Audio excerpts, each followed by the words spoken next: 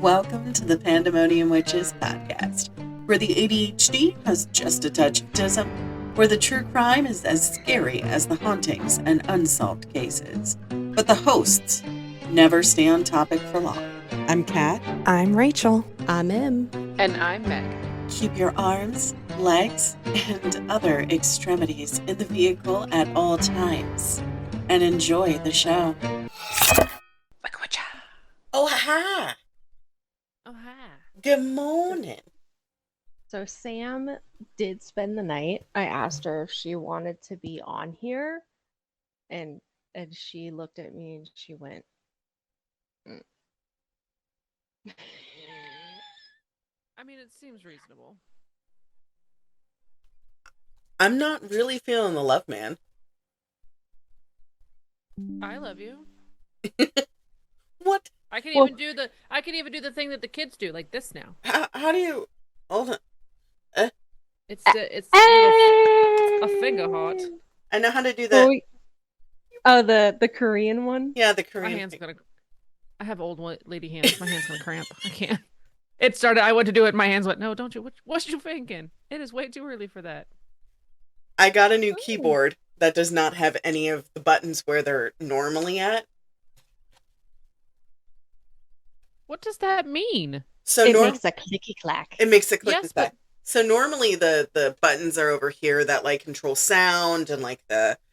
Oh, okay. The computer screen. I thought you were telling me you got like a non-QWERTY keyboard, and I was like, they make those? They do. Yes, but I'm sure they do, but like, M has one. Like, that'll be expensive. Why? What do you do? How do you type? Well, currently I'm using my laptop. Do you hunt and peck? How do you know where the letters are? So I'll show you. It's a really cool keyboard. I'll show you the one because it's actually like, oh God, I just woke up. Words are hello, hello. That is a tear. A rescued which pit is bull. A dog. Yes. He is the best of boys. Oh, I love your mug. Thank you. It says wake up and be awesome. I mean, we've got the wake up part. The being awesome is TBD. Right. But it is technically the equinox, so I do have plans today. AKA, you girls got to like run a simmer pot and clean. Mm-hmm. I mean, I cleaned yesterday. So normally on equinoxes, I try not to do a lot of cleaning. I just spot clean, you know? That's fair. Yeah. Because I do that on the first of the month. Like I don't clean on the first of the month, like I don't on the first of the year. Thank you for that one. You're welcome. But yes, but I don't clean on the first of the month anymore. But I will do like a reset for an equinox or something. Also, the kids come back today, and it needs to be clean here. Beautiful. We love that. I got a pine bundle for above our door. Ooh, so we put it up. I love pine. Let me tell you, I walked out of the bedroom this morning, and just the whole house smelled of pine, and I was like. Welcome to your forest abode. That's going to track well for later today. Yes. Oh God. I'm missing my most important piece of jewelry. Oh God, wedding ring? Yes. Hold on. I'll be right back. Talk amongst yourselves. I'll be right back. I have to take it off when I sleep because my hands swell. Oh yeah, I feel that. Mm-hmm. Emily remembers last time the engagement ring got stuck on my hand and I freaked out. And I was like, it won't come off. And she came over and she like moved the other sides because it was one of the ones that opened on the bottom. And she just pulled it off. And she's like, now what do we do when we sleep? And I was like, we take it off. And she's like, it's okay. Your husband won't love you any less. And I was like, are you sure? So it will be fine. She had tried everything. She had done like the olive oil, the butter. She tried making a whole roux on her finger over there. Yeah.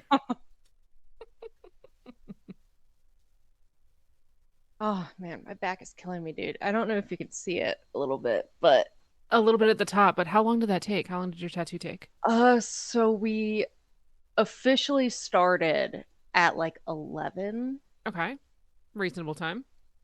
Because I got in at 10, and then we chit chatted because we're old friends. Set up and you know, all the things. Yes. And then I think we finished at like 2:33. Oh, that's not bad. That's good. I mean, the 6 hours is like a long time to sit, but like And I hear you sat like a rock. Congratulations. Yeah, I fell asleep. Oh, nice. Do you get tattoo flu after a big piece? No, I just kind of get sleepy. Oh, I get so after my, I think it was my biggest piece. After my biggest piece, I got like the tattoo flu. And so I Yeah. had like, it was after all the adrenaline and blah, blah, blah. And so I Mhm. felt like I felt sick. And I was like, well, that's great. So maybe I also need to drink water. Whatever. See, I think the only time I ever felt like that was when I got my sternum piece done. And that was because that was a 12-hour tattoo that I sat through. I You remember have a that. bra chandelier? A boob chandelier? I do. Check out my boobies. Oh, nice. It's I don't have so the chandelier. pretty. I just have the middle piece. I just Yep. have my sternum. Yep. I got the whole thing done. I sat for about 12 hours Like a and freaking trooper. I was like terrible by the time I was done. Fair. I had to come back like 2 weeks later to finish the white highlights. It was the only thing I The could white's not the finish. worst. Yeah, The white's the worst. the only thing I could not finish was the white highlights. You know what part I absolutely hate? Huh. Like the white sucks, but also the cool thing afterwards, like when they wipe it off. Oh, the I'm like, wiping. my dude. So I have a piece on my side, and it goes from like my ribs down to my hip, which is lovely. Except the artist, he had one of those like pens that the tattoo gun that was like you could just recharge it and use it. So he was using it like a paintbrush because it was a piece that he was designing on the fly. So he had Oh, like he drawn it. freehanded it. That's cool. Yeah, he totally freehanded it, which is great. So he like drew it with a permanent marker and then was like, "Let's see what to do here." Except he was using it as a paintbrush. He was like dragging it. Yeah, it was rough. And I just remember, and he would be like, "Okay, do you need like?" At one point, I looked over like my shoulder at him because it's my left side, and I looked over my shoulder, and he was like, "Why are you looking at me like that?" And I was like, "I'm just trying to decide the best way to off you." I was like, "Because I'm really unhappy right now." And he was like, "Why?" And I was like, "I'm sure it looks lovely, but also you're hurting me." And he was like, he was like, "Well, it is a tattoo," and I was like, "I know, but why you gotta be like that?" And so it's the only tattoo I've ever had to be like, "Hey, could I have 5 minutes?" That was that one. This Yeah. one. Okay. So you thought this bruising up here was bad? It had this tattoo, which by the way, you see, how much do you think this tattoo cost me? Which by the way, listeners, I was gonna say it's on her bicep. It's a Jerry. it's It's a on my Jerry bicep. girl. Yep. It's a pin up. It's about 3 inches, right? Mhm. The ones that look like that are called Jerry girls because Yeah. they look like the Sailor Sailor Jerry. Jerry. Yeah. Yeah. So how much do you think this cost me? 150? Oh, I have no idea. Yeah, I was like, 200? He charged me $450 for this. No, Oh ma'am. my. No, ma'am. He dug into me like I owed him money. Well, technically you did Dry- eventually owe him money. I did. Right. No, All but of- like he had a vendetta. Dry wiped the whole time. Just took a paper towel and just, all right. It's great. That's great. I love that. Also, never again. And I have a tiny one. Like, see, I have a dog. I have dog ears on mine. Oh. And it did not. I mean, it was weird because it's that spot, but it did not definitely hurt like that. Except for one time, I held his hand, like it hit a nerve. Yeah. And like my hand clenched, and I like held his hand, and I was like, "Oh, sorry." Yeah, like this one. Didn't mean to be kind. Corona, Cute. I got at the same place by a different guy, and I fell asleep through. So Emily remembers when I got my leg tattooed. I had my ex-boyfriend was a tattoo artist. I was very, very much an alcoholic. Fell asleep on his table to sober up. Woke up and there was a brand new tattoo on my leg. So, couple of years. I feel like that's illegal. It is. Okay. He's, long story short, I'm no longer friends with him or anybody that rolls with him, anything like that. Nobody in California would touch the tattoo because they knew him. So when I moved to Virginia, I showed Cece my tattoo and I said, please, this was a bad point in my life. I was very much an addict. I need to cover it. And she goes, sure, what do you want? I don't care. This is what I like. And after 5 hours, she made that raven. Yeah. But I didn't feel a good chunk of it until she went up to the part where all my scar tissue is.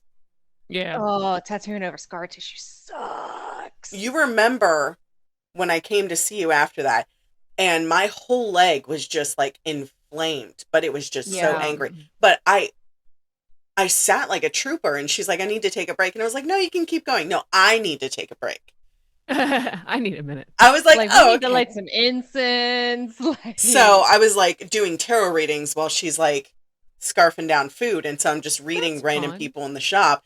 And like, Yeah. I ended up getting a bunch of clients from it. But when I went back to go do my other 2 medallion pieces on my back legs, those were also over scar tissue. I have, for those of you who don't know, when you get tattooed over scar tissue, it is the most painful experience. But for me, it's cathartic because I'm replacing bad pain with good pain. Right. And the reason that doing true crime podcasts is cathartic for me is because even though my abuser didn't get justice for what he did to me, I'm helping those who weren't able to have their voices heard get their voices heard. Because like 90% of my body, I have, Emily's felt it and Josh has felt it. You haven't, Meg. I have cigarette burns. I've respectfully felt it. Hold on. I feel like that I need to put that out there. It was... She wasn't just walking by like, hello. No, it's... You can feel them. They're like pivots. Like little just pits. You can't see them, but you can feel them under the skin. Does that make sense? It does. Anyways, I love my tattoos. I just got a new one. I got Oogie Boogie, which you guys saw in the group chat. I love it. Well, I gotta be very careful singing that song. Oh, gross. I'm in politics next. Oh, your classes for school. I was like, what the fuck are... No, we're not talking about... No. I was like, I mean, that may be a spooky season topic, but not this year. Also, we're not covering it. Also, complete side note, that's my keyboard. Yeah. Going back to the original... Yeah, it's not like a typical QWERTY keyboard. It's right, but the letters are still in the same place. I thought you were telling me like the Q is not where the Q is and the A is not where the A is. So like my fingers would be like, oh, and also the O is now at the bottom. Like I thought that's what you were talking about.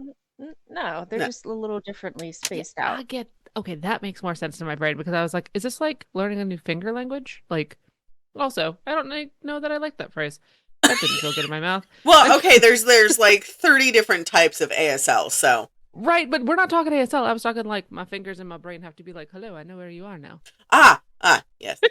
Which it freaked out Josh the other day because he came over and I was writing descriptions for the podcast because, when I edit, and I'm sitting there and I'm talking to him and I'm typing and I'm like, what's up? And I'm just sitting there typing, staring at him and he goes, I can come back later. No, seriously, what's going on? Hold on. Yeah, that matches. Okay. I did my oldest the other day. He was like, how could you type without looking? And I was like, 7th grade. Yeah. Oh, typing class. See, that's a memory you didn't want. You know they don't do that anymore? Mm-hmm. Which is, I mean, honestly, he types and like he writes things and he's like, he just joined the school paper, which I'm really proud of him. Aww. Fifth grade, he joined the school paper and like he gets to write about world news, which is super fun. Love it. Sorry about that aside. I'm super proud of him for like jumping in. He didn't even tell me he was doing it. He just came home and was like, Mom, I'm on the paper. And I was like, you're doing what? So very excited. But he does type. Watching him type is very interesting. And then also watching him, like the way that he abbreviates words, like the way that kids now abbreviate words, so weird. He typed something and I was like, what the hell does that mean? And he was like, it means it. I don't know. It meant like just a minute or something like that. And I was like, why, what language is this? So it's very interesting listening to him talk, like watching him talk to his friends online versus when he plays video games with us and types to us. So completely different foreign languages. Yeah, I appreciate that he changes the dialect so his mother can understand, but I also like feel old. Rude. Well, this was requested by Emily, today's topic, because she knows my heritage is Latin American. Emily is just as excited as I am because she cannot remember.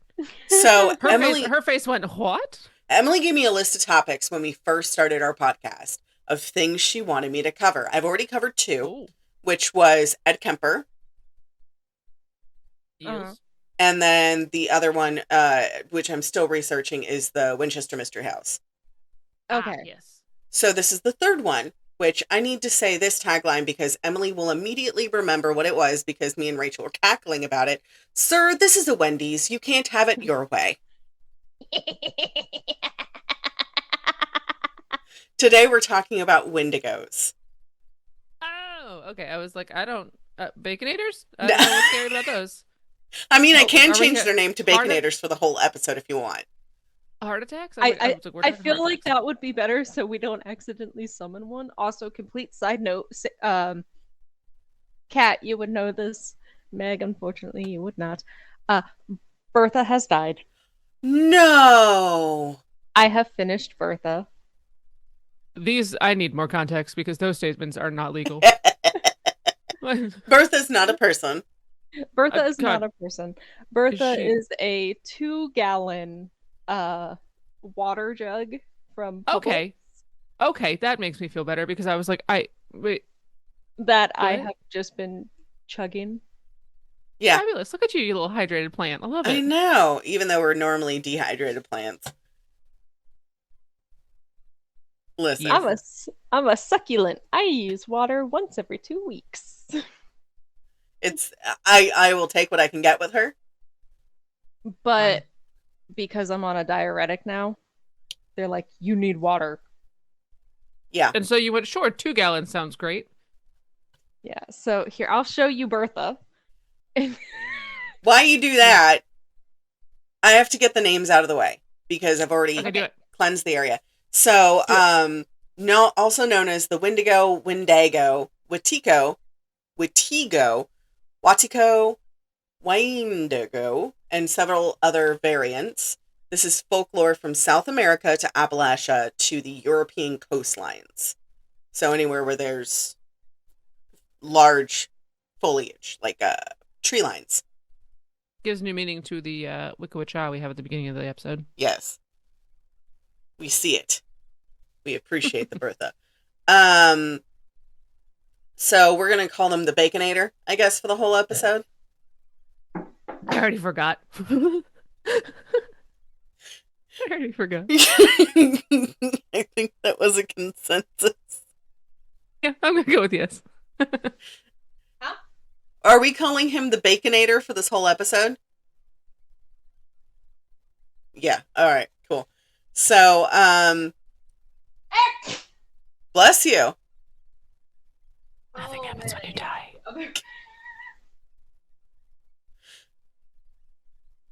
Do you know why people say bless you when you sneeze? Yes? Because when you sneeze, your heart stops for a second. Is that why I'm so scared to sneeze while I'm driving? Yeah. I literally was driving my mother in the car the other day because it sounds like driving Miss Daisy. Not happening. It was take your mom to work day. My mom comes to work with me 4 times a year. It's lovely. Mm-hmm. And my coworkers love her. She actually has a name tag that says mom. Mom. Yeah. Yep. In a very like professional, like government networking, like literally her name tag says like Cindy, mom. Yep. So I was driving on the way home, of course, dark, great plan there. And I went to sneeze and I sneezed real quick and I went, oh God. And she went, what? And I went, I'm always afraid when I sneeze that I'm going to like, all of a sudden my hand's going to like grab the side of the wheel and just jerk it. And she was like, has that ever happened? And I was like, no, never. I've been driving for way too many years and it's never happened. She's like, then why are you still scared of it? I know. Yeah. I was like, because I don't know, like weirder things have happened. I mean, I'm terrified that I'm going to bite my tongue when I sneeze. So I sneeze with my mouth closed. Like I clench my teeth. I usually try to sneeze inside my body, which is apparently really bad for your ribs. Yeah. You could bust one. Yeah. Well, I'm sorry. How else could you? Are you like? Are you just? when he sneezes, it's with his whole body, but he sneezes like a rave. It's like a chew, a chew, a chew, a chew, and I say bless you every single time, and I count. The longest he's ever done is 20, but That seems like a lot. yeah. So Baconators. Baconators. Is a mythological cannibalistic monster or evil spirit.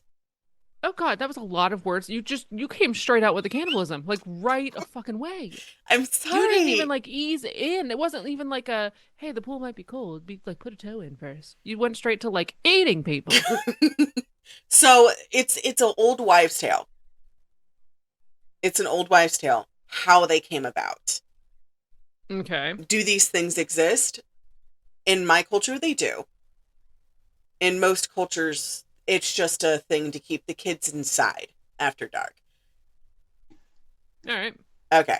So, the Baconators are an evil spirit that originated in the folklore of Algonquin-speaking tribes in North America. So that's like the southwest region. So we're tinking. Uh, Ting, Oh, ting, little ting, tink tink. ting, ting, ting. ding, ding, ding, ding, ding. South California, the California coast, New Mexico, and Texas, along with the Central America and Mexico. Okay. Some believe that the Baconator is a real creature that lives in forests and has migrated close to Minnesota, Michigan, Wisconsin, and into the Canadian forests up there. Great. The Baconator is a spirit resembling a zombie. In some forms, the Baconator is the size of a human, whereas in others, it can be up to 15 feet tall. So on the small size, it's people-sized? But it's, we talked about it for the skinwalking episode, how they take the shapes and they're just elongated. Right. The Watchers is Right. the best one because this is the other hybrid, where if it's not one thing, it's the other kind of thing. Wonderful. It's terrible. All or nothing. Yeah. So the earliest depiction of a Baconator, I have to keep saying that, was Find and replace. was that of a similar appearance to a corpse with skeleton-like thin body and gray skin, sunken eyes, bloody lips, yellow fangs, and a long slimy tongue. So they love Halloween, is what you're telling me. Yes, 100%. We can be amongst the people and no one will know. They've won every single costume contest. They would. Oh my fucking. They would. Right? Later myths say that a Baconator is a lipless ape with giant fangs that devours and craves human flesh. It can turn someone into a Baconator, which is one of the worst curses to the Algonquin-speaking native tribes of North America and Canada. Cool. Yep. So it's a mythological monster and associated with winter and described as a fearsome beast that stalks and eats humans, or as a spirit that possesses humans, causing them to turn into murderers and cannibals.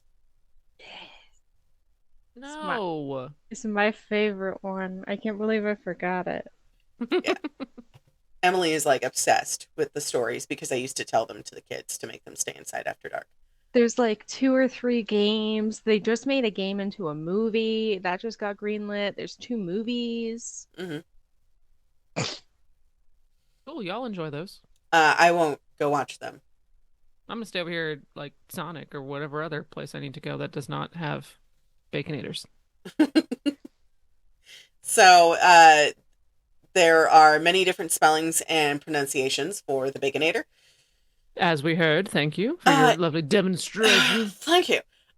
In Obawe, which Bless is thank you, which is a native tribe, the term is defined Oh, as a damn it.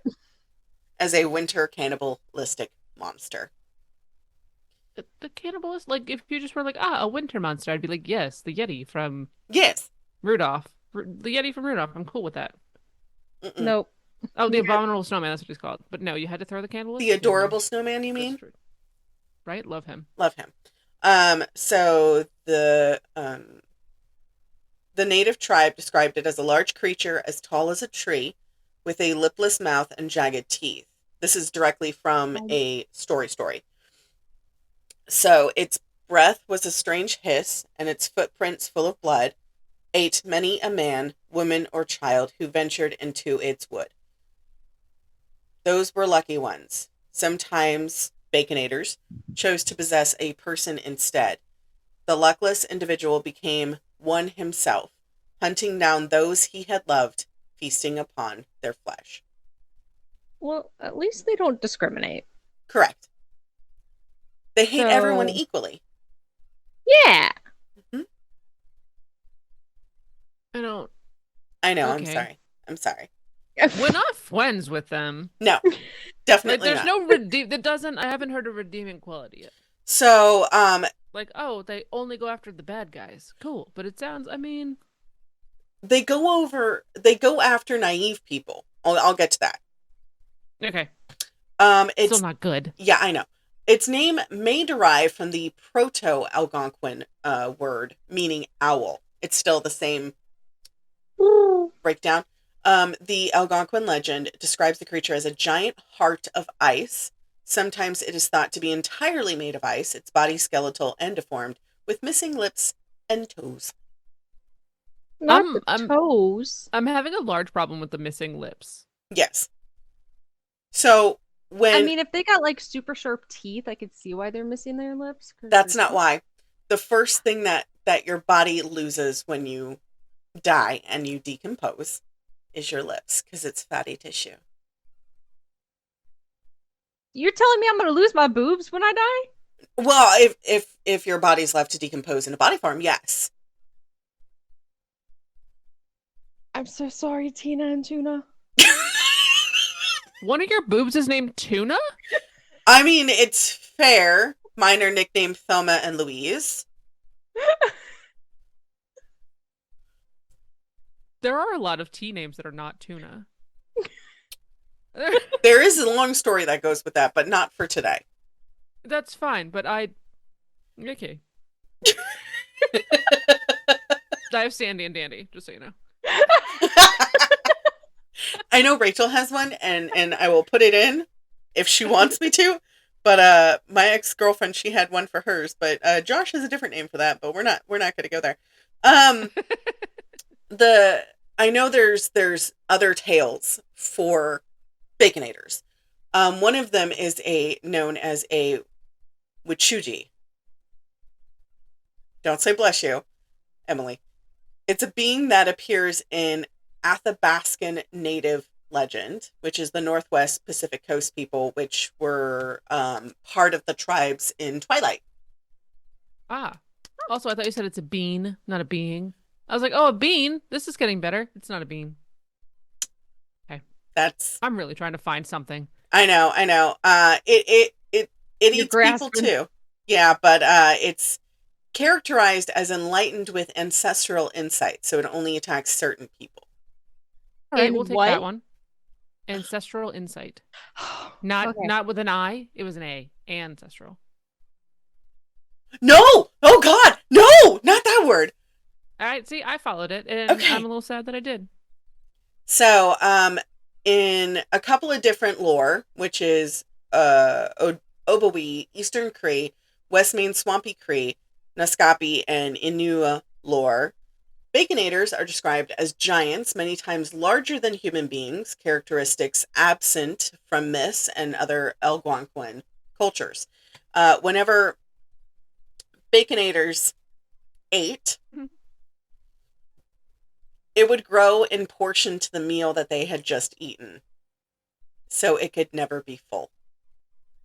Okay, so now I'm just imagining like a Wendy's Baconator just growing and growing. Therefore, Baconators are portrayed as simultaneously gluttonous, and extremely thin due to starvation. Which is probably why they can go from being human size to 15 feet. I mean, if you're eating a football player, you're going to grow real quick. What? It won't get any smarter. Hey, I know a lot of smart football players. And some not so smart ones, too. I mean, it's kind of like regular humans. I wrote a good chunk of their term papers in high school, but, you know. No, I did not. No one was asking me to write shit. So, in other cultures, it's known as a malevolent spirit. I had to practice that word today. I thought you did a nice job. Mandela. It's known as a Mandela spirit. Sometimes depicted as a creature with human-like characteristics, which possesses human beings. It is said to cause its victims a feeling of insatiable hunger, the desire to eat other humans, and the propensity to commit murder. In some representations, the Baconator is described as a giant humanoid, which we talked about earlier with the heart of ice. This one says it comes with a foul stench and the unseasonable chill. Which is why it's typically depicted or associated with winter. Yes. So this is the main reason why Emily likes this creature so much, and why it mimics the walkers that we talked about before. The Baconators need not lose the human ability of cognition or speech, and in some depictions they can clearly communicate with their victims and even threaten, taunt, or call them. I have an aside that I just looked up when you're ready. Okay. And I'm real excited about it. Okay. Go. You want me to do it now? Okay. So you were like, oh, it possesses people and causes them to do like really bad, murderous, cannibalistic things, right? And my brain said, I want to know who has used this as a defense, like a legal defense, right? Oh my Been God, like, has someone done that? Yes, someone did it. Okay, are you going to get to it? Because if you are. No, I didn't want to put that in here because you requested no murder, and I agreed for the entire month of October, and we're not doing it, so go ahead. Well, she looked it up, so I did look it up. Okay, go. Because it's legal, it's defense, it's fine. So the Baconator defense for murder is a legal argument that a victim was possessed by a cannibalistic spirit known as a Baconator and had to be killed to prevent further harm. The defense has been used in the past, including a murder trial in 1885. 3 Cree men were found guilty of murdering an elderly Cree woman during a Northwest resistance. The men avoided execution because colonial authorities believed they believed the victim was a Baconator and that killing a Baconator was justified under Cree law. There's also one in 1907. Jack Fiddler and his son Joseph were tried for the murder of a Cree Indian woman. They pleaded guilty but defended themselves by saying that the woman was possessed by a Baconator and had to be killed to prevent her from harming others. Baconator psychosis is a culture-specific disorder that is characterized by symptoms such as paranoia, anxiety, hallucinations, and cannibalistic urges. Also, therapist. Get you one. Some controversial studies question the legitimacy of the syndrome, claiming that cases were actually the result of hostile accusations. Also, I'm really proud of myself for having that be a thing. Thank you for letting me intrude. Continue. I love that. I do talk about the psychosis, but I didn't talk about the actual murder thing. Yeah. And it's happened twice. I saw it and I was like, oh, I want to include this. And I was like, no, I can't. I was like, it was me. I did it. It's fine. Okay. I ruined it. Okay. It's cool. Okay. It's okay. So really, October's ruined and you can do whatever you want now. No, it's fine. We have a lot of cryptids. Like, we have a list of like over 100. So yes, I saw. And I picked one. Are you going to do one today too? I am. If we have time, I do have one, and it's not super long. So we do have time. We do have time. Okay. Great. Okay. So the specimen of the folk story collected in early 20th century by native Lottie Choctaw Marsden, an ethnographer of the Chippewas of Rama First Nation, in which a Baconator also exhibits tool use, an ability to survive of partial dismemberment, and auto-cannibalism, reads as thus. One time, a long bit ago, Baconator stole Indian boy. Boy was too thin. Baconator didn't eat him. He traveled with the boy, waiting for him to get fat. This is where some of the stories of Hansel and Gretel got turned. Exactly what I thought. So, the Baconator had a knife, cut the boy on the hand to see if he was fat enough to eat, but the boy did not get fat. Traveled too much. One day, came to Indian village. Baconator sent boy to village to get some things to eat. He gave the boy so much time to get there and back. Boy told Indians that the Baconator was near them and showed them his hand where the Baconator cut him to see if he was fat enough to eat. They heard Baconator calling the boy. He said, the boy, hurry up. Don't tell lies to those Indians. All of the Indians went to see where the Baconator was, cut off his legs, and then they went back again to see if he was dead. He wasn't. He was eating the marrow from inside the bones of his legs that were cut. The Indians asked the Baconator if there was any fat on them. He said, you bet there is. I have eaten lots of Indians. No wonder they are fat. The Indians then killed him and cut him into tiny pieces. I only have one problem with that story. Hmm. Why the fuck did he have a knife? We've talked about his teeth like 16 times. And So, where is he keeping the knife? He doesn't have pockets. so He has a prison pocket. no. Ma'am.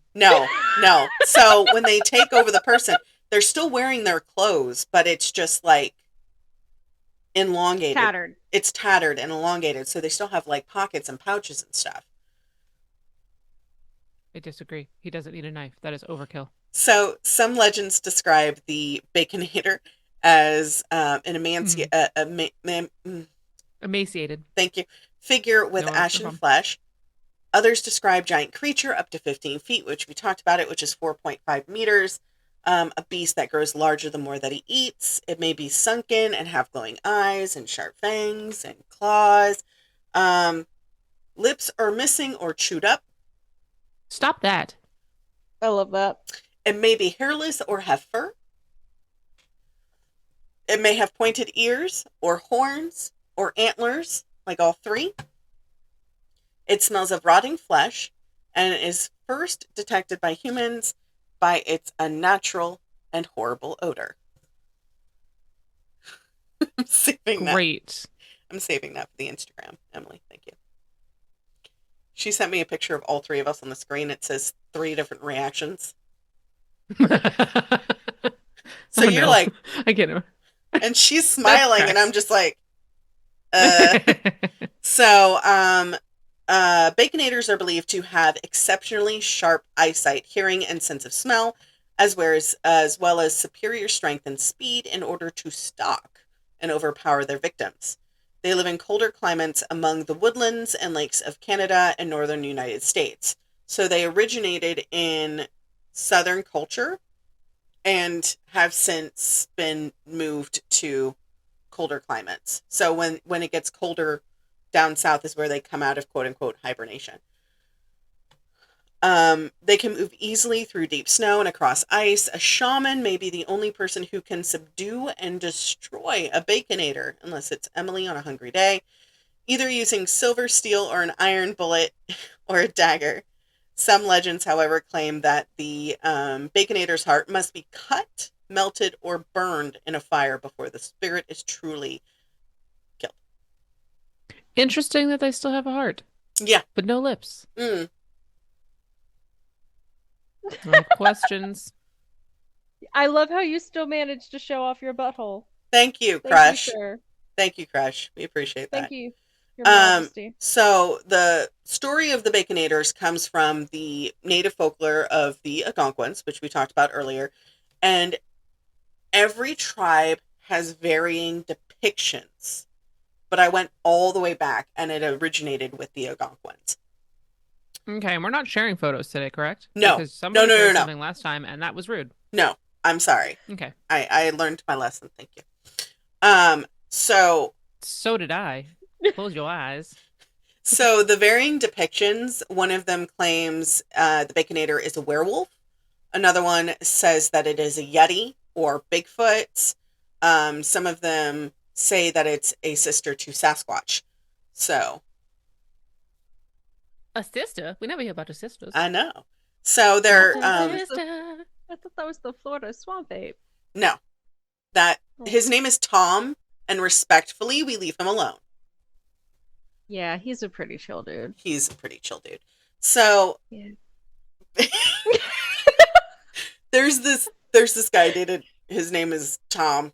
I dated a Tommy, and a Tomas. And Tom is as redneck as they go.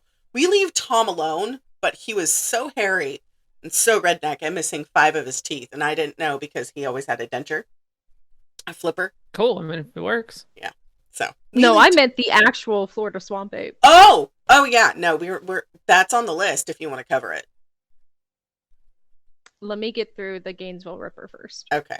Which we are covering, guys. So, yes. This spirit is described as a spirit rather than a physical presence in Cree mythology. For example, the Baconator is believed to be an evil spirit that possesses people. And And the spirit enters the person by biting him or her through a dream, causing severe paralysis to the person's spirit and letting this spirit take over their body. Lipless biting sounds terrible. True. Would not. It's all good, guys. I got this. I kind of hate you a little bit. It's like, I don't like that. So,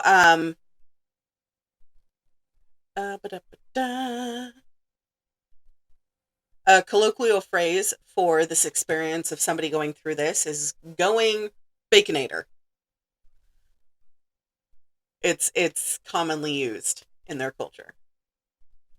Great. The legend exists in oral history in North American tribes predating Europeans' arrival to North America, and there were depictions and drawings, which I thought was fantastic. Emily, if you want to look that up on your own, that's fine, but I did not keep it. If you look up the Baconator native drawings, they go back, and they're beautiful, and I saw them when I went. Oh, I'm sure. When I went up to Washington ages ago, I went to a couple of museums, and they were just all over the place. And I was like, I love this. Oh yeah, they are. They're actually pretty. They're pretty. So the legend was a cautionary tale of the importance of community and to guard your tribe and to guard your family against greed, selfishness, and isolation. The Baconator was a personification of cold and hunger in a time when human survival relied on banding together and sharing resources. It also served as a warning for children not to wander off into the woods. The first written mention of the written word in English is a report in 1636 by Paul Lejeune, which was a French Jesuit missionary living amongst the Algonquin people in what is now Quebec.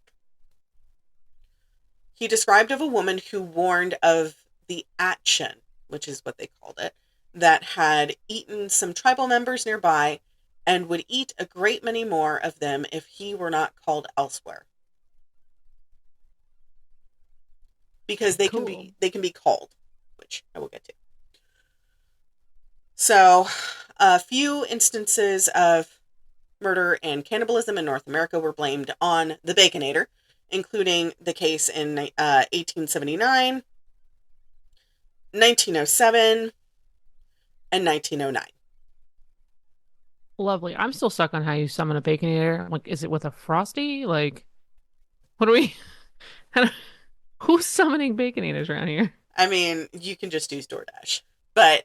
Right, much easier. And if you're not that hungry, you can get a junior Baconator. So, in some traditions, humans overpowered by greed could turn into Baconators. The myth just served as a method of encouraging cooperation and moderation. One sec, guys. I'll be right back. You okay? Yeah, DoorDash is here with her Frosty. Yeah.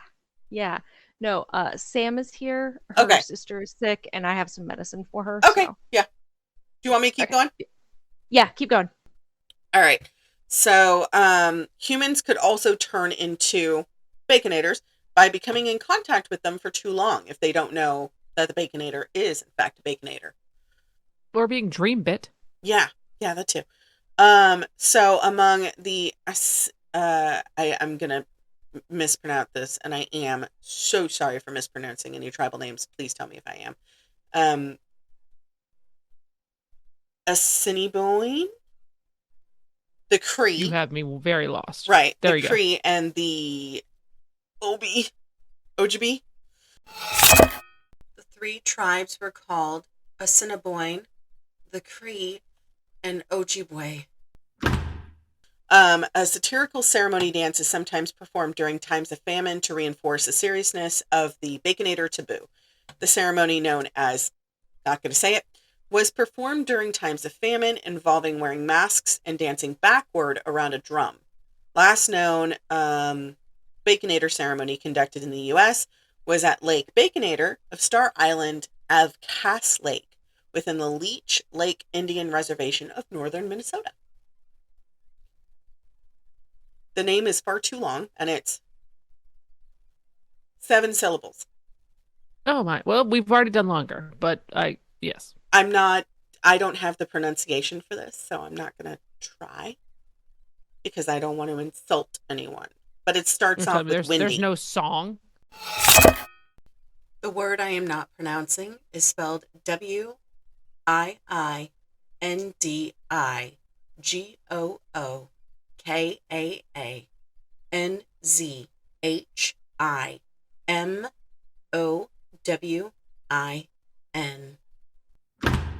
No. There you go. Yeah. So the early 20th century, the term psychosis was being used by psychologists and missionaries to describe culture-bound syndrome among Native and First Nations people. So you already went over that. So we're gonna. Sorry. No, it's fine. It's fine. So American writer Louise Eldridge's poem of the same name tells of a man trapped inside of one who abducts a young girl and in turn releases his spirit. Her novel, known as The Roundhouse, 2012, centers around a native boy in North Dakota seeking justice for his mother, who is SA'd, and uses the Baconator legend to explore views of retribution and justice among the boy's tribe versus those of the U.S. government. In the 21st century, activist Winona LaDuke coined the term Baconator economics to criticize corporations' cannibalistic effect on the earth. That is interesting, and I actually don't hate that as a term. Right.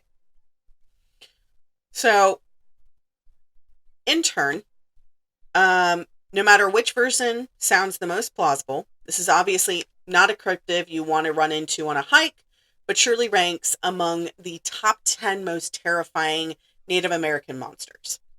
And it sounds like one of the most well-known, frankly. Yes. There's a widespread ton of movies and entertainment, which I did find all of them for you. Okay, so they found their ways into plots of TV, such as Hannibal, movie games as Until Dawn, which is what Emily was talking about, ones that I knew of, which were comic books known from The Incredible Hulk and Wolverine. This character also appears in the action film The Lone Ranger, 2013. Yeah. I was like, wait a minute, that sounds familiar. So it's in there, and along with Guillermo del Toro's movie Antlers, 2021. Mm-hmm. It's a deer-like creature in the story that combines supernatural horror and generational trauma. In the show The Lost Tapes, it attacks a camper and search parties are sent after them. Never works out for anybody like that. Really? Like, has no one watched Beauty and the Beast? Seriously. We know it doesn't work well. I know. The candlesticks are coming for you. I just imagined candlestick. Actually, ironically enough, I have Beast in a bubble bath on my desk. It's one of like the last ornaments that my grandma and I went shopping for, so it's near and dear to your heart. Yeah. I'm glad we could bring it full circle. Various characters inspired by the legend or named for it appear in role-playing video games such as Fallout. They're featured as one of the cryptid enemies found in the area of Appalachia, mutated from people who consumed other people in isolation. Until Dawn, which we just talked about, and Borderland. So the last little bit is part of the lore that I grew up with. Baconators are said to be cursed to wander the land, eternally seeking to fulfill their voracious appetite for humans. And if there's nothing left to eat, it starves to death. Interesting that they don't eat each other. Like, seems like Correct. It could be better. Right. Like, And maybe just leave the humans alone and eat each other, and then you can all go away. So, and then there's one super Baconator. Super Baconator. That's like a super Baconator. 20 patties tall. Right, 20 patties tall. So how they're called is by saying their name, kind of like Lala. How Lala is called, or how Mary Louise is called. Real quick. Hi, honey bunny. Hiya. I love you. He said, hi, honey bunny. Hello, handsome. He's awake. Did you see I prepped your coffee for you? So. I'm going to the air show today, so I'm only just here to pick up meds for Serena. You're going to a what? An air show. Oh, that's fun. I hope you have fun. Wear sunscreen. Wear sunscreen. You're She's got a jacket. Okay, just check. And I'm wearing long pants. Yeah. Okay, so. great. The only thing exposed is right here. Well, facial screen. Facial Wear a hat. Poker face. All good. Have a good podcast, y'all. Love you. Right, Tear, outside, go potty. Go. So how they get called is the same as Lala gets called, as well as everything else. So we don't do that. However, again, Emily's ex-husband or husband, not ex-husband. Emily's I was about to stay. No. He's in our book, but that's besides the point. And that is the story of the Wendys. Great. I hated it. Great. It's not cannibalism's not my favorite topic. Not mine either. And also, I feel like that's a good move. Like that's a safe thing to say. I don't even think it makes my top 400. No. So yeah, it's just not. It's no. Did you touch on the games that were? Yes. She listed them. Yes. She listed them. She listed them. I did. You know they're making a second Until Dawn. I did. I heard that. My other brother sent me the link to it was released at they talked about it at San Diego Comic-Con. So he sent me that. I am excited. Sweet. I won't be playing that one. Also, I won't be playing any of them. I can't play it. I can watch people play it, but I won't be able to play it. I get scared too easy. I have panic attacks because of the stories. So Josh plays the game for me, and I backseat drive. That man is a saint, because I would be like, stop telling me what to do. Hold on. Honey, do you get annoyed when I tell you how to play video games?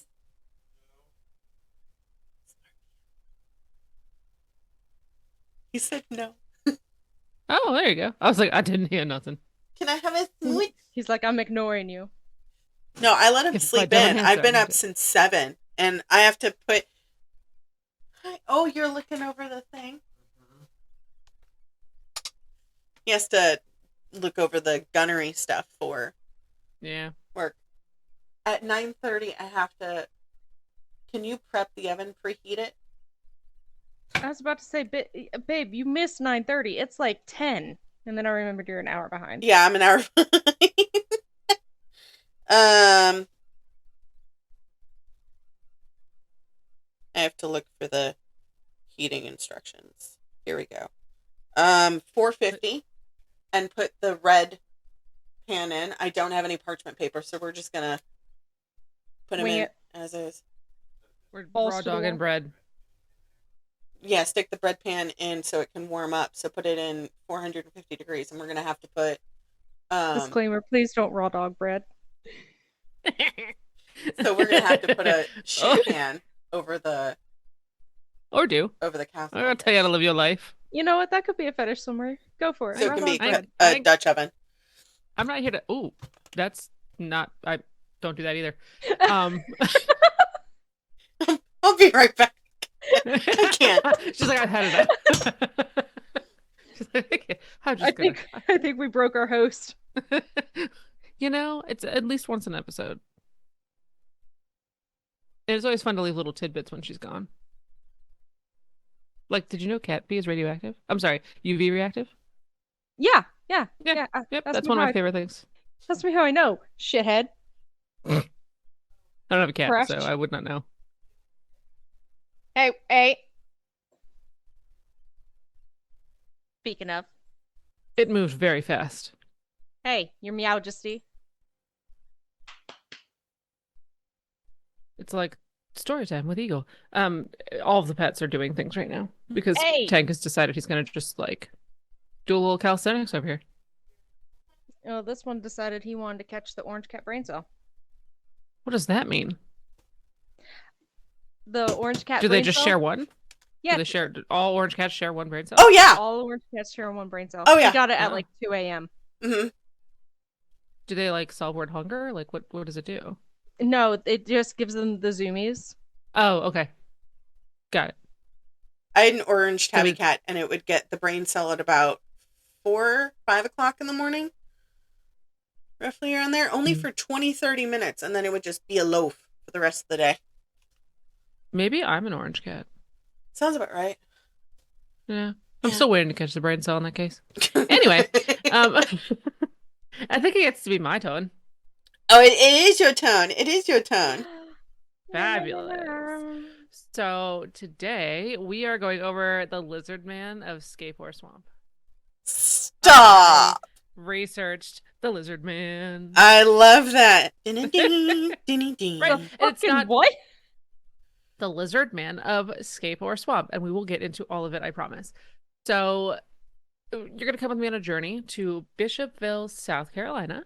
Okay. And we're harkening back to June 29th, 1988. So living. Fairly Right? recent. Yeah. Yeah, I was actually living on this one. Wasn't there. Me too. Did not experience, but was definitely living. Yeah. And we're going to talk to a teenage boy. His name is Christopher, and he's on his way home from a late night shift at a local fast food establishment, right? Maybe a Wendy's. We don't know. And there's a few. I've taken a few fictional liberties with this one because there are certain things that there wasn't information, so I decided to add it. But the core of the story is what you need. Yes. So honestly, he just wants to get home to play a Sega Genesis, right? Like he's ready. He's like, I'm getting home. It's been a late night. Gotta, rage with some Sonic. But his car had other plans. And he blows out a tire right next to Scape Swamp. And he pulls over and he's like, well, guess gotta fix this sucker. Do you know why it's called Scape Swamp, by the way? Skateboard? Scape or O-R-E. Do they try to skate on oars? No. So there are two stories. One is pre-Revolutionary War, where a woman of the night was driven out of Bishopville by prudish locals who did not like her job of choice. And she took her sanctuary in the swamp. So it is actually supposed to be escaped whore swamp. Fun fact. And the other story is that during the Revolutionary War, militiamen came upon and attacked an encampment of British soldiers who were busy with a visiting group of night ladies, which is like super unfortunate timing for redcoats. Like, sorry guys, getting caught with your pants? New meaning to getting caught with your pants down. Pants down and swords up, man. So the British were captured. But the ladies of the evening fled into the nearby swamp for sanctuary. So it's actually, like I said, it's actually escaped whore swamp, which has been condensed down to scape or swamp. Because, children are things. And they are places that we need to be a little kinder. So anyway, Christopher Davis, our dude, pulls over to change his tire when he hears the unmistakable sound of running footsteps quickly and terrifyingly approaching him. I mean, luckily for Chris, it sounds like he was like super quick with the tire iron because your boy jumps back into the car and it takes off, but not before the car being attacked, ripping off a mirror, gouging the roof, and leaving scrape marks and dents on the top of the car. Absolutely not. Right? So according to Chris, this being had blazing red eyes, green scaly skin, long black claws on its 3 fingers, and stood a staggering 7 feet tall. I'm good. Right? Mm-mm. Like, also, that's like, are we sure it's not a gator? Like a Right. like a Right. gator, like walking on his back feet, like being like, They look, can do that. Mm-hmm. they It's can. terrifying. Can you hear? And the only thing when it's like, oh, I heard it running toward me, the sound of like reptilian feet. It's like a mix between it's like scratchy duck feet, right? Like flap, flap, flap, flap. Just I can't. I don't want to hear that in the nighttime. And no, Right. thank you. No, thank you. So it sounds like Chris made it out, but that was not the end of the lizard man's reign of terror. And also, how dare we assume it's a lizard man? It could be a lizard lady, Right. but we're going with lizard man because apparently that's what we do. Mm-hmm. That takes us to just a couple weeks later, July 14th. So we started at June 29th. It's now July 14th. We've made it through the 4th of July holiday. The Lee County Sheriff's Office investigates a report of a car damaged overnight at a house. Right? It was parked at a house in the area of Browntown. I couldn't help it. Which is just outside of Bishopville. Mm-hmm. And it's on the edge of Scape or swamp. And the car reportedly had tooth marks and scratches with hair and muddy footprints that were left behind. No, thank you. So, your boy doesn't like cars. And then a couple weeks after that, their local police get called to the scene of some like vandalism. It's like, something has happened. Mm-hmm. Not far from the swamp. And another car is our victim this time. So it's not people that we're going after. It's literally vehicles. Maybe he has a thing for like the environment. Maybe, or like there's like a lady who's in love with like the Eiffel Tower and thinks she's married it. So maybe he's one of those. Maybe he's like, maybe he had like a best friend who got hit by a car and now he seeks his revenge forever. I don't know. But this time the chrome of the car took the hardest hit. So the fenders had been ripped off, which is like rude. The antenna has been bent. No more country music for you. Damn. And right, and Not deep the scratches. country. Right, no more. I'm sorry, not a fan of any of our 1980s country music stars. Yeah. And then the deep scratches along the body, right? Broken-hearted lover, maybe. And then the chrome trim had seemingly been chewed off, which, I mean, that one we can attribute to maybe our lizard dude. So we're, he's chewing on chrome, sipping on gin and juice. The recesses of my mind pull out some very interesting things. I love the Because of recesses of this- your mind. There's something. So because of all of this, right, where it's within just a couple of weeks, the local radio station, which was WCOS, they offered a $1 million reward to anyone who could capture him alive. We want him alive. $1 million reward. Weirdly, they got to keep their mills because nobody grabbed him. So we've started in June. We've made it to July. Now it's August, beginning of August. We have Kenneth Orr, who's an airman stationed at the Shaw Air Force Base. He files a police report alleging that he basically met face to face with our lizard man on Highway 15. And he said that he shot it and wounded it. He showed them a bunch of scales. Mm-hmm. And a small quantity of blood as evidence. Also, why do you just have a small quantity of blood and a vial to keep it in? What are you doing? Right, like Kenneth? what has he been up to? Mr. Orr, I have questions. So that's super fun. And then he, 2 days later, is like, nah, just kidding. Because when he was arraigned for unlawfully carrying a pistol and the misdemeanor offense of filing a false police report. So he was like, yeah, I saw it and I shot it. And also, no, I didn't. You can't make me do anything. Right? But according to him, the reason that he did it was because he wanted to keep the stories of the lizard man in circulation. He was like, this has been happening and it's taking the county by storm. And because of that, we're going to keep telling stories about it. And then so he gets a little hand slap. He gets in trouble. Gets himself a little misdemeanor. Little missy. And for the next few weeks, more cars are reported to have been attacked and damaged by a, quote, green, scaly, lurking man in the woods. So my ex-boyfriend. I thought he was a werewolf. Or I've had a lot of exes. So my Oh, ex-boyfriend. okay. So one of your exes is attacking cars. Y'all figure that out. Okay. And then there was the discovery of they discovered a footprint and they cast it in plaster. It was a reptilian three-toed footprint. And the authorities were like, well, maybe we should call in the FBI, but this is South Carolina. We ain't doing none of that. Right. So they don't trust that government stuff. Right? Lizards gotta live, right? So they left him alone. And then he kind of faded back into the swamp ferns. He just needed the limelight for a short, solitary summer until 2015-ish. Oh. So we went 1988 to 2015. Good for When a you, church Sam. lady, right? We're gonna call her Martha. So Martha's leaving the Martha. house. She's leaving the house of the Lord one Sunday. When luckily she had her cell phone in her hand. She's probably texting Susan about the hanky panky down the pew between the baker's wife and the local milkman. Very big stuff. And when she looked up, she sees said lizard man once again and happens to snap a photo with her cell phone because proof is proof.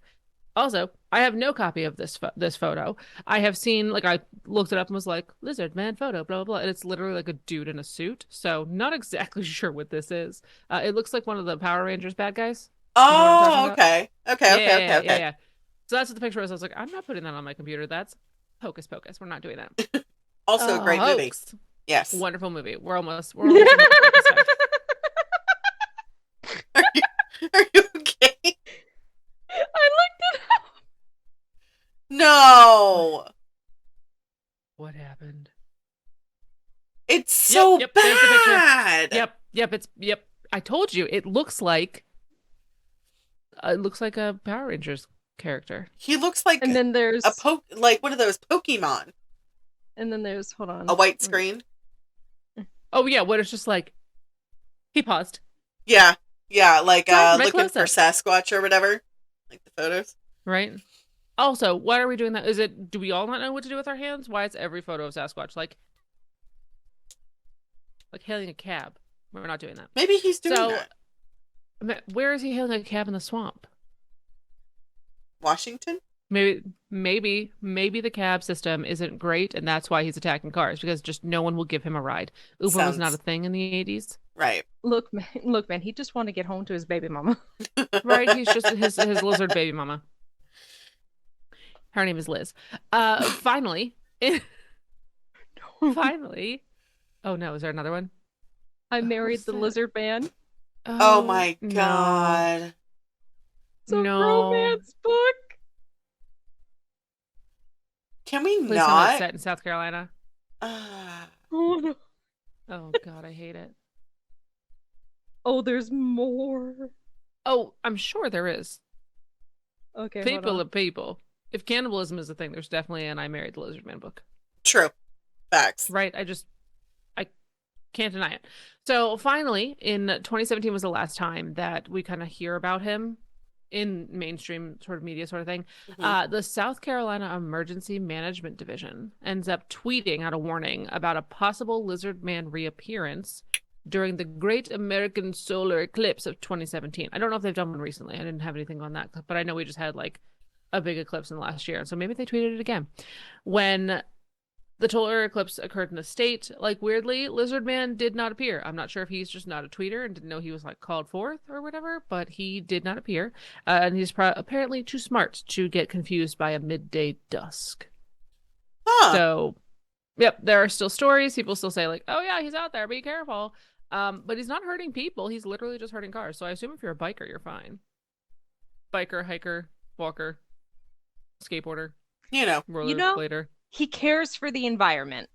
He We're gonna go with does. that. He does. That's what we're gonna go with. So that is our lovely lizard man of Scape Swamp. And I think the most important or most interesting thing about that whole story is actually how the swamp got its name. Because that's terrible. It is terrible. I mean, Night Lady Swamp would have been much better. It would have been much better because I mean we support all shoes Right? on this podcast. All forms of Sex work is work. Sex work is work. Yep. I on that topic, one of my cousins did listen to an episode where I discussed the fact that I did used to work at a BDSM club, and she goes, "That was something new," and I was like, Please tell me your mother didn't listen to that episode. And she goes, "Oh no, I was in my car," and I was like, "Oh great, whew, good, okay," because her mom and my mom talk. I mean, like we said, work is work. Work is work. Gotta get your money. Gotta get paid. Listen, I lived in California and San Francisco. That shit is expensive. It's very I was gonna expensive. say that's an expensive place to be. Hold on, there's an Very actual expensive book place to be. series. There's a whole book series.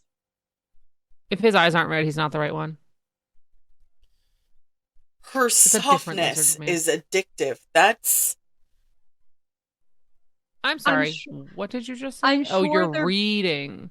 yeah, I'm sure they're great books. Are you? You're no. sure? These look like really bad, like not the Sims characters, but you know what I'm talking about? Like those characters, the Animorphs. Oh. Animorphs. Well, because I was reading some of the So I Married a Mothman? Reviews? reviews. Yeah. Yeah. The reviews are saying that it was actually written really well. Well, that's good. With his ancestral lands on the line and the future of the clans threatened, could this wisp of a woman turn their fate around? Gaily, grumpy, and oh so cuddly. As the third daughter on the farming colony, the third daughter. I'm sorry, just why didn't you just say the youngest? Well, maybe she's not the youngest. Correct. Poor Susan. Oh, Oh, she's the youngest daughter. yeah. No. Oh my God, there are so many words in here with everything going on. The last thing Olix, really? Is it Alex or Olix? I'm going Olix. The last thing Olaf. The last thing Olaf needs is a mate, especially a squishy, scaleless off-worlder with strange ways and an obsession with farming. Like, fuck you. How dare you? She's working. She working now too. Oh, wait. Well, that tracks. That's He's a- copywritten. He's a hunter, not a dirt digger.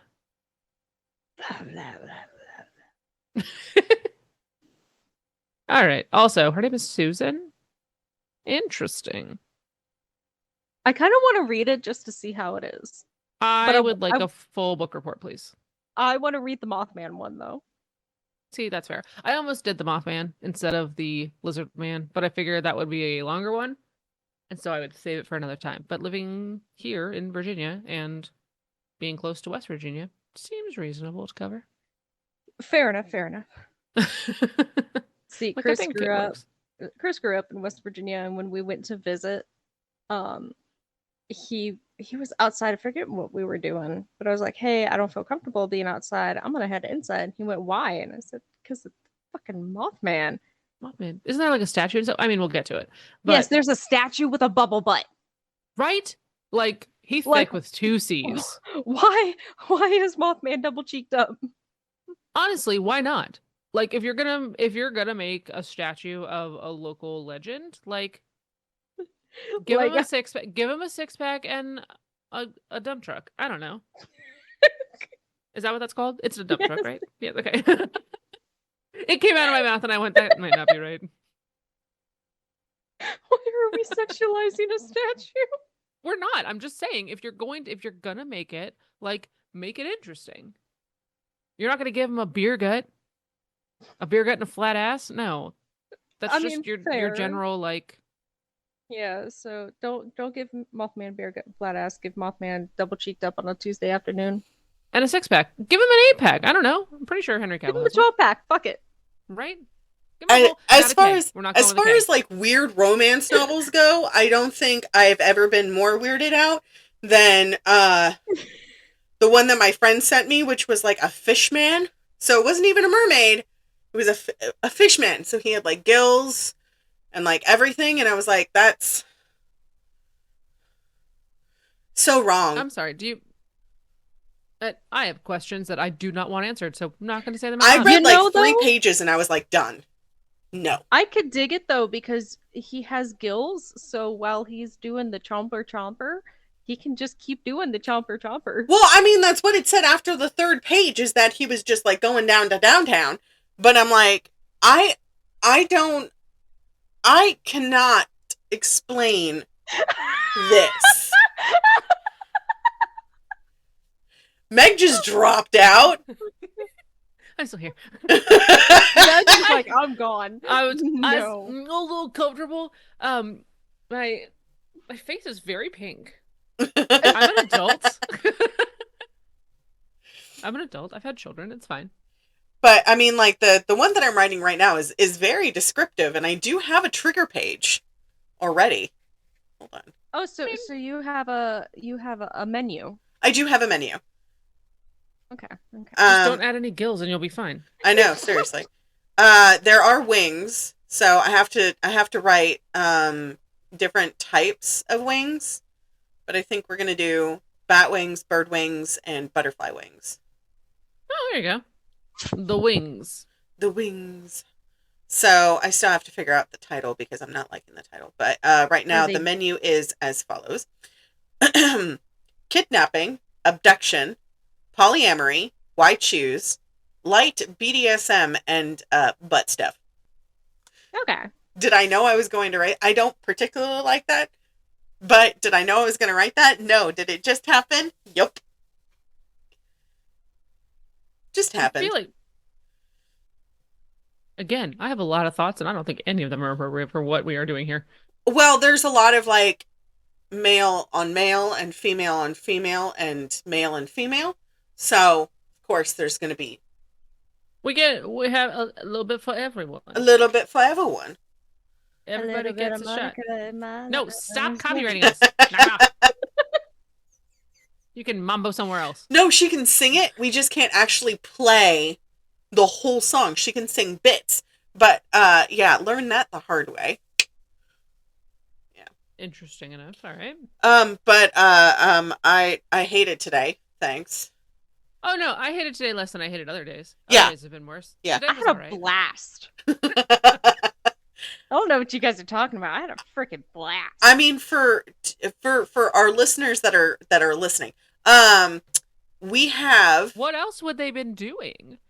They believe it or not. For those who are listening, otherwise those who have it turned on and have left the building, this is not for you. Believe it or not, our podcast is used for a drinking game. For what? Cursing. Every time we curse, they take a shot.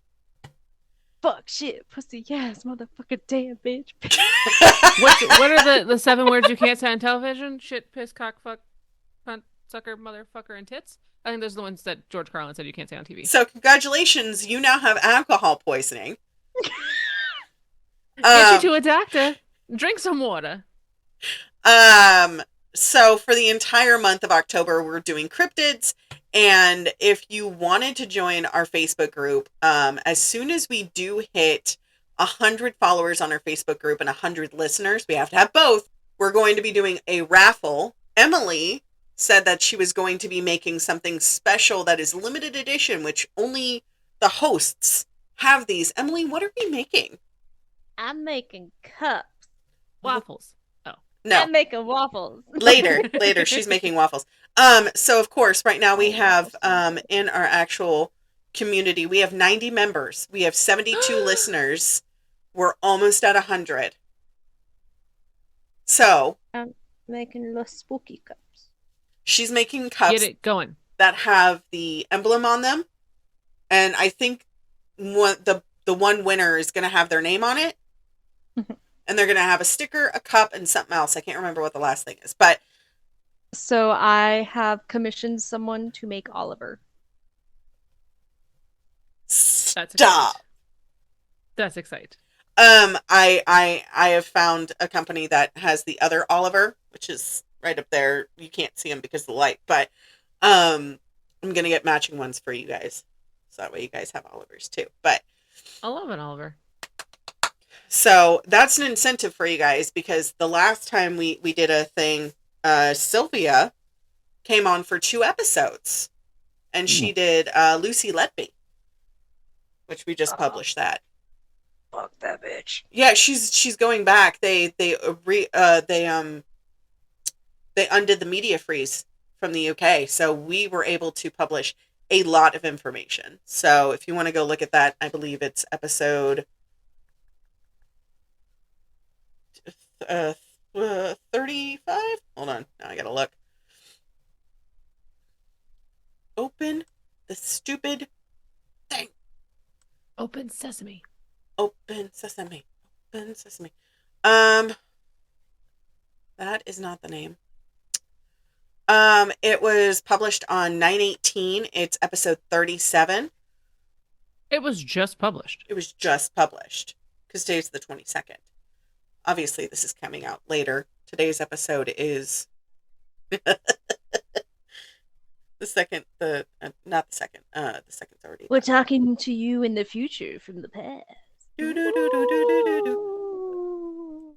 It's gonna be October 11th. Hey, 10/11. 10/11. But yeah, that's what we got as far as updates so far. So share with your friends. Share with your friends' friends. Share with your enemies, because why not? I know, seriously.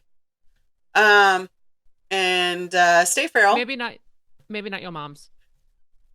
Not my mom. No, definitely. Stay feral. Bite the hand that feeds you. Hung. Double tap if it's zombies. And WindyBoys. And we'll see you guys next time. Goodbye. Goodbye.